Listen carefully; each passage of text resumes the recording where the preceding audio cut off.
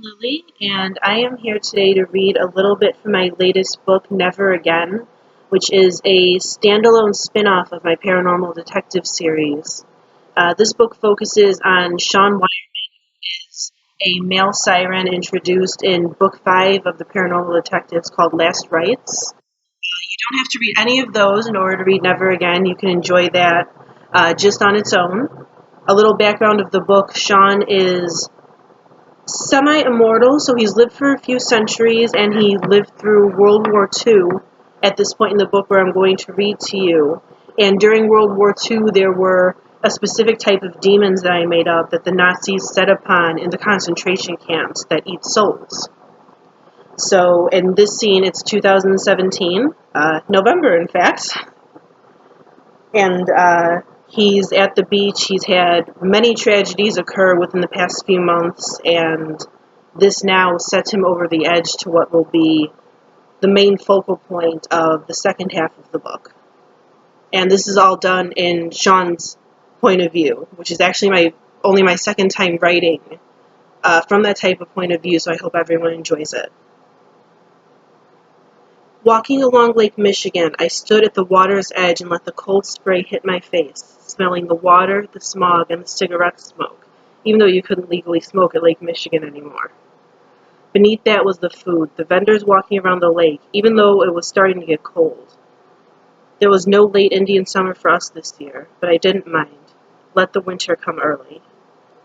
The leaves were already turning an array of reds, oranges, and yellows, but they had yet to fall from the trees, making the city look striking and colorful. I decided to get back on my motorcycle and take a drive down River Road heading towards Rosemont. The thick foliage always improved my spirits. It was hard to imagine what Danny was going through because he loved Angelica more than I, and her loss was impacting him in the worst way. If I felt this hopeless, he must be in some earthly version of hell. I had lost my best friends, my career, and the woman I loved all in a single month. After having nearly 20 great years, I was right back where I was before I found the band and Angelica. Lately it seemed I was on edge even more. Was it just my mind, or was there something strange going on? Then again, it is Chicago. There's always something strange going on. Whether it's always been this way here, or if Angelica brought the weirdness with her in 1881, I don't know, but I'm betting on Angelica. Smirking to myself at that thought, I heard someone say, "Excuse me." I turned to see a teenage girl wearing a hoodie 2 sizes too big and skinny jeans staring at me. "Yeah?" "I'm sorry to bother you, but I'm a huge fan. Is there any chance I can get a selfie with you?" she asked. I smiled, no reason to be mean to a fan. "Sure." She sidled up to me and held her phone out to take the photo. I never get used to smartphones, social media, or any of that. I tried it and wound up getting kicked right off. Evidently, the modern mortal world was not ready for my blunt honesty. As she angled the photo just right, I saw something behind us in the screen that made my entire body stiffen up. It was one of them, the Shimsockers and the Soul Stealers. Somehow, I managed to keep a straight face for the 2 seconds needed to take the photo before the girl thanked me and walked off. I whipped around, looking at the open space where the Shimsocker was. Nothing, just a few people.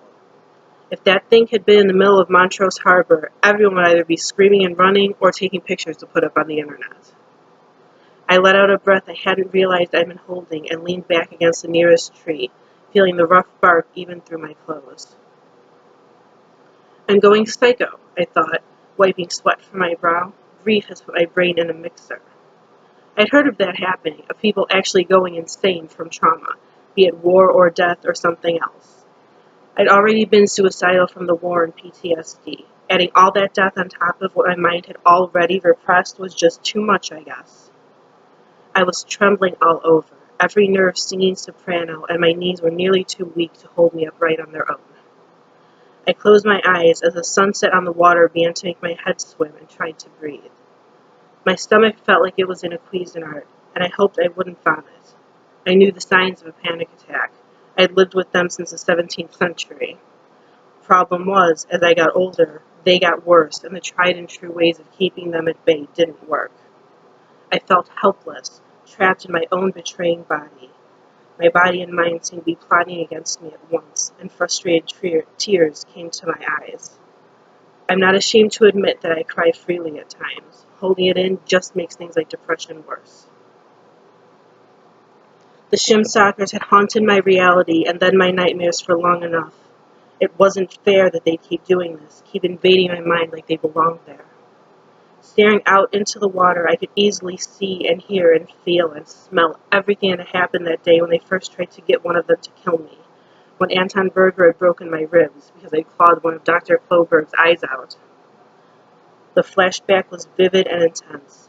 I could see, hear, and taste just as if I was back in the castle, ready to face a most dreadful death. Well, I hope that piqued your interest, and I hope that you go and see what the rest of Sean's story is like.